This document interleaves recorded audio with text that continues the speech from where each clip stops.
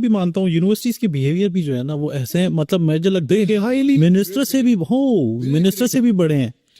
तो वो ये बात नुकसान किसका है? मैं मुझे बताइए, आप मुझे बताइए कि हम क्यों नहीं उठा सकते। मैं जब कराची आता हूँ, मैं कराची उतरता हूँ, अगर NICL को पता चल जाए, नेशनल इंक्यूबेशन सेंटर को, कि मैं आया हूँ, तो वो मुझे किसी न किसी तरीके से घसीट के एक सेशन कर लेते हैं। बाकी तो कोई और मुझे नहीं करता, कोई किसी और को फिक्र नहीं है।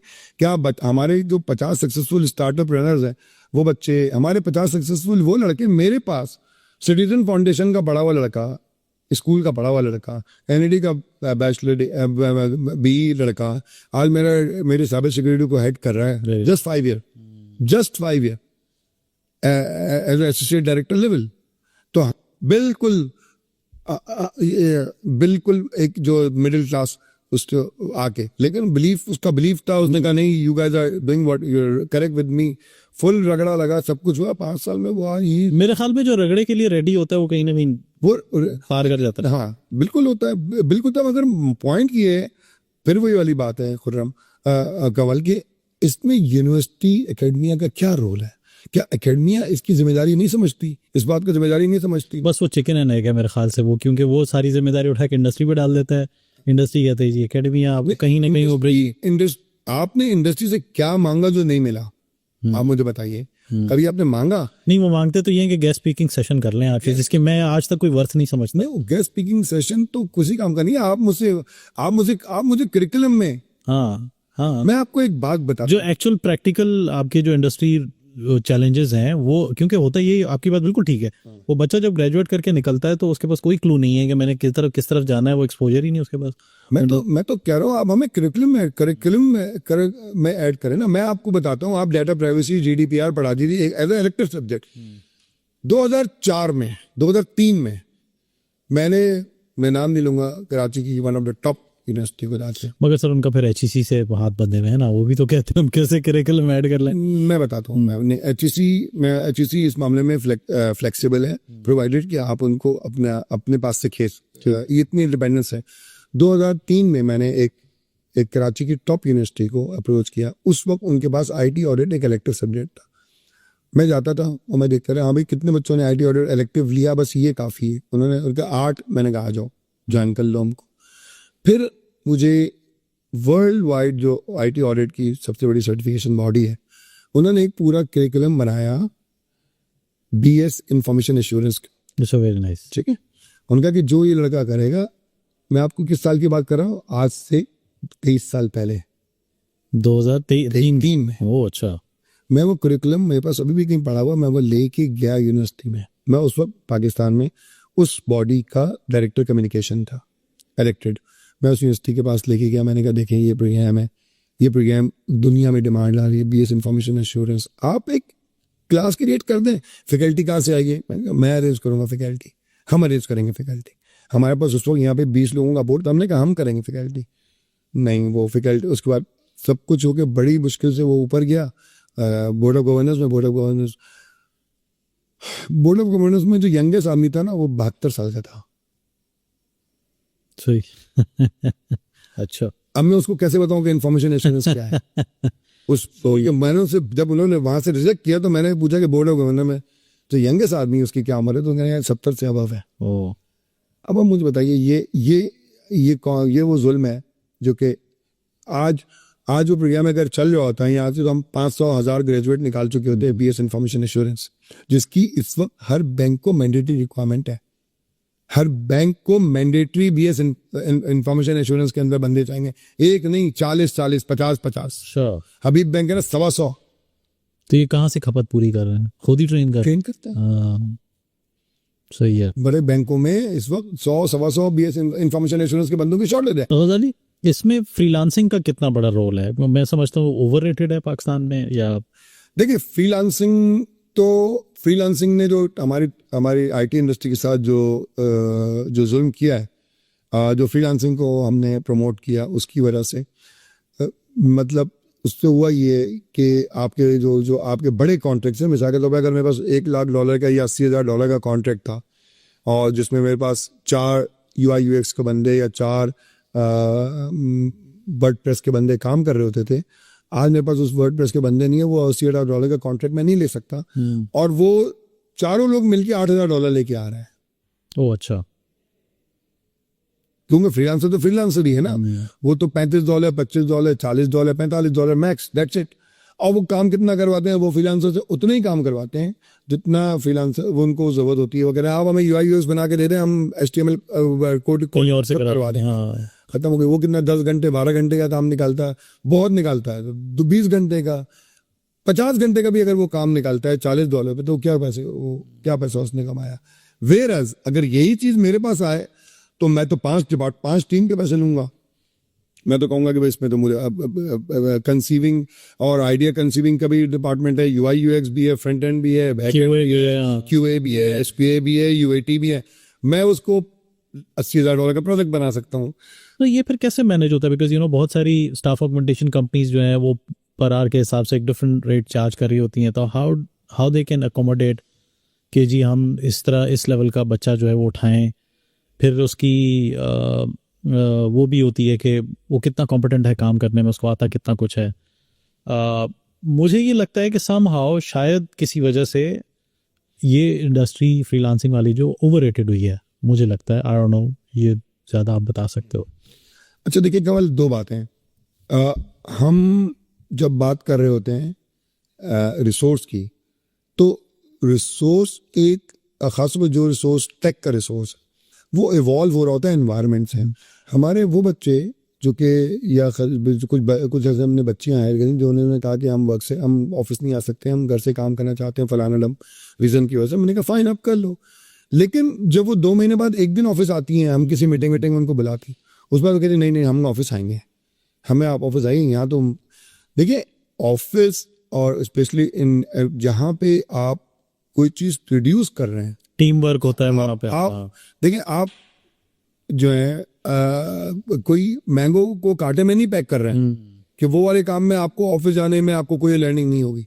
आप जब टीम में बैठेंगे, 5 किस्म के डिस्कशन हो रहे होंगे, 4 किस्म के डेमो चल रहे होंगे, 2 UAT हो रही होगी, 2 के काम की तारीफ हो रही होगी, 2 के काम की बुराई हो रही होगी, तो वही कैसी लर्निंग होती है जो कि फ्रीलांसर जो इस रिसोर्स को इवॉल्व करती है जनरेशन नेक्स्ट। जब वही रिसोर्स फ्रीलांसर तक लिमिटेड अपने आप को कर लेता है, तो फिर वो लर्निंग उसकी नहीं हो रही होती है और वो एक टूल डिपेंडेंट ऑपरेटर बन जाता है। जब वो टूल डिपेंडेंट ऑपरेटर बनता है तो हर टूल की जो मैक्सिमम लाइफ है वो 18 महीने है। हर टूल 18 महीने में या तो कंप्लीटली रिवॉल्व हो जाता है या फिर ऑब्सोलीट हो जाता है। उसके बाद उस बंदे को दोबारा अपने आप को फिर पॉलिश करना पड़ता है। यही रिसोर्स अगर ऑर्गेनाइजेशन में होगा तो वो एक नए लेवल पे आके टीम लीडर बन जाएगा। कल वो 4 लड़के को लीड कर रहा होगा, परसों वो मैनेजर बन जाएगा तो 8 को करेगा। और यहीं से अगर आज ये इस तरह के हर लड़के ने फ्रीलांसर को ले लिया होता तो आज पाकिस्तान में वहाँ पर CTO कहाँ से बनते, टीम लीड्स कहाँ से बनते, प्रोडक्शन मैनेजर कहाँ से बनते। तो उन लोगों ने क्यों नहीं ऑप्ट किया ये फ्रीलांसर मॉडल्स? इसलिए नहीं ऑप्ट किया। और उन्होंने वो कैसे बने? एक आदमी एक टूल ऑपरेटर है, वो टूल ऑपरेटर से टीम लीड कैसे बनता है? It is nothing to do with tool knowledge. सही, टूल नॉलेज तो वही है, टूल तो अपने लिमिटेड जब वो पीपल मैनेजमेंट सीख लेता है तो वही टूल ऑपरेटर टीम लीडर बन जाता है। और जब वो टीम मैनेजमेंट सीख लेता है तो वही टीम लीडर CTO बन जाता है। तो देखिए इतनी बड़ी ग्रोथ है जो आपके यहाँ, जो ग्रोथ हमने आइसोलेट कर दी एक बॉक्स में, ये नुकसान है जिसका हमें 2 से 3 साल बाद हमें इसके रिजल्ट्स, इसके कॉन्सिक्वेंसेस नजर आएंगे। तो मैं ये कभी भी नहीं कह रहा कि फ्रीलांसिंग इज रॉन्ग, मैं ये बात कभी भी नहीं कह रहा। फ्रीलांसिंग का कॉन्सेप्ट उन लोगों के लिए जिनके पास लिमिटेशंस हैं घर से काम ना करने की, या वो लिमिटेशंस हैं कि वो ऑर्गेनाइजेशनली अपने आप को जो है वो एडजस्ट नहीं कर पाते। मगर फ्रीलांसिंग करना एज अ कैरियर नहीं, as a profession is not a career. It's not a career.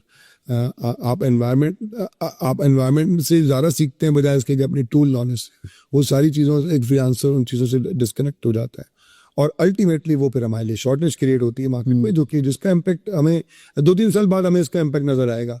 दूसरा जो प्रॉब्लम है वो एक जो जिसकी वजह से फ्रीलांसिंग ज़्यादा प्रमोट हुई, एक वो जो हमारे पास रेन्यूमरेशन में जो हमारे स्पेशली IT रिसोर्सेज के अंदर जहाँ पे ऑप्शन मौजूद है। देखें एक बैंक में अगर हमारे पास जो हमने इनकम टैक्स के हमारे जो ब्रैकेट्स रिवाइज हुए तो जो एक बैंकिंग सेक्टर में एक टेलर है या एक कॉर्पोरेट फाइनेंस का बंदा है, या उसके पास तो फ्रीलांसिंग का ऑप्शन नहीं है, तो वो उस टैक्स को अपने तरीके से अपने आप को मैनेज करता है अपनी लाइफ को।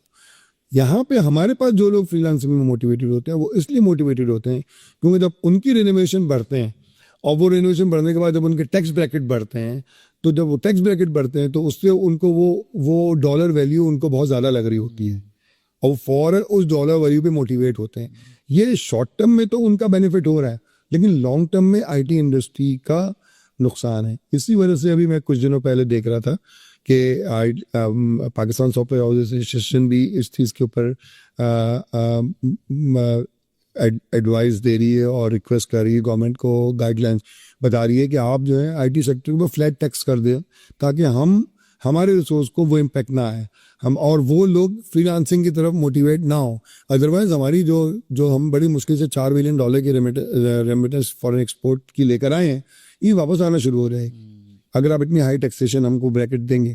क्योंकि उसमें होता ये है कि सबसे ज़्यादा जो इम्पैक्ट करता है वो मिड टीयर का रिसोर्स करता है, जो 2.5 से 3 में जंप करता है। जब वो 2.5 से 3 में जंप करता है तो वो टेक्निकली वो अपनी 2.5 की सैलरी से नीचे एंड अप हो रहा होता है। हम अगर वही फ्लैट स्ट्रक्चर कर दें आईटी के लिए, आप एक ले लें भाई, कोई जो भी 1% हम एग्री कर लें, हम सब म्यूचुअली एग्री कर लें, तो उससे ये होगा कि वो जो लड़का जो मोटिवेट हो रहा है फ्रीलांसिंग की तरफ, वो मोटिवेट नहीं होगा और हमें उसका ये एडवांटेज होगा कि हमारे पास जो रियल मैन पावर है वो बनेगी। इसका एक तीसरा इम्पैक्ट कमल जो कि बहुत इंपॉर्टेंट है, वो ये कि देखिए मैं एज अ इंडिविजुअल 400 लोग नहीं प्रोड्यूस कर सकता, मैं मैक्सिमम 4 करूंगा, फिर वो 4 करेंगे, हाँ। फिर वो 8 करेंगे, फिर वो 8 करेंगे, तो 400 रिसोर्स बनेगा। आज मैं सिर्फ 4 रिसोर्स के साथ पाकिस्तान के ऑपरेशन में 240 लोगों की टीम में मैं सिर्फ 4 लोगों से बात करता हूँ, सही, ठीक है, मैं इससे ज़्यादा नहीं कर सकता। वो 4 के फिर उनके पास 8 लोग हैं, उन 8 के नीचे फिर 32 लोग हैं, सही है। तो जाके फर्म चलती है। तो आप बड़ी ऑर्गेनाइजेशन बन ही नहीं सकते अगर आप इस चीज़ को, तो हम वो फ्रीलांसर जो चले गए फ्रीलांसिंग करने, वो कितने लोगों को एनेबल कर सकते थे हमारे लिए, वो एनेबलमेंट खत्म हो गई है। वो एनेबलर, हमें इस वक्त एनेबलर्स की शॉर्टेज हो गई है, क्योंकि जो अच्छे एनेबलर तो अगर मैं तो घर से बैठूंगा $25 पे काम करूंगा, अगर 1 महीने में अगर 10 दिन का भी काम मिल जाता है, I am fine. But that where we are ending up, वो हम नहीं पता, वो हमको नहीं पता। देखिए हमें वेलफेयर स्टेट नहीं है, हम कोई डेवलप कंट्री की रिसोर्स नहीं है कि यार जब जरूरत पड़ेगी तो काम कर लेंगे वरना गवर्नमेंट सपोर्ट कर देगी। 2 बच्चे हैं तो मुझे 2 बच्चों के वो आ जाएगा, टैक्स आ जाएगा और ये आ जाएगा वो आ जाएगा। हम वो फॉर्म कंट्री फिर मैं समझता हूँ मार्केट सेचुरेशन भी बहुत हो रही है आस्ता आस्ता। एक काम के लिए कितने लोग compete कर रहे होते हैं एक प्लेटफॉर्म के ऊपर। वो तो ये सब कुछ तो होगा ना, वहां पे सप्लाई बढ़ गई है। वो इतना कोई इजी थोड़ी है कि आपको आराम से लेकिन देखें, फिर मैं आपको बताऊंगा, देखिए एक ऑर्गेनाइजेशन जब बनती है ना कवल, तो वो एक आपको इनकम टैक्स दे रही होती है, फिर वो आपको फॉरेन रेमिटेंस का टैक्स दे रही होती है। अगर वो लोकल काम करती है तो लोकल जीएसटी आपको देती है, वो देती है, सर्विस टैक्स देती है। आप इन सब चीजों से लेवरेज आउट अपने आप को डिस्कनेक्ट कर रहे हैं एक आदमी को फ्रीलांसर बना के। ऑर्गेनाइजेशन अगर नहीं बनेगी, बड़ा काम नहीं कर सकेगा। अब मैं फॉर एग्जांपल आपसे एक बात करता हूँ, पाकिस्तान में इस वक्त कोई मुझे आप पेपरा के रूल में बता दीजिए कि पेपरा के रूल में कहीं लिखा हुआ है कि कोई पेपरा स्टेट ओन्ड एंटरप्राइज किसी फ्रीलांसर को काम आउटसोर्स कर सकती है? नहीं। तो हम उस प्रोफेशन को क्यों प्रमोट करें? तो आपका नेशनल पेपरा रूल जो है वो आपको ये कहता है आप करके दिखाइए। कोई क्या पेपरा रूल के अंदर कोई फ्रीलांसर एंगेजमेंट नाम की कोई चीज एग्जिस्ट करती है? नहीं करती ना। वो तो ऑर्गेनाइजेशन मांगती है, 3 साल की बैलेंस शीट मांगती है, बैंक स्टेटमेंट मांगती है आपकी, वो सब कहाँ से लाएंगे आप? तो फ्रीलांसर जो हम प्रोड्यूस कर रहे हैं, हम किसका नुकसान कर रहे हैं? अपना जाती नुकसान कर रहे हैं उनको प्रमोट करके। तो ये एक सीरियस इशू है जिसके कॉन्सिक्वेंसेज अभी हमको नजर नहीं आ रहे, मगर 3 साल बाद हमको नजर आएंगे इसके कॉन्सिक्वेंस।